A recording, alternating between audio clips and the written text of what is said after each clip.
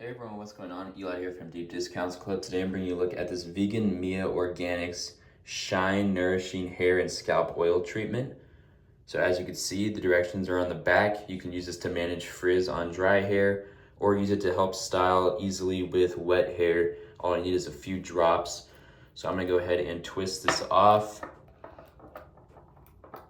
And as you can see, it's got kind of like a goldish finish. Super easy to scoop up the liquid. Just squeeze it, you're ready to go. Just use a few drops, put it on your fingers, kind of rub it around like that, and then rub your hair while you're getting ready to style it, and you'll be good to go. I really like how this is manufactured in the USA, and it gives you a complete list of ingredients and tells you to check out their website if you want more information.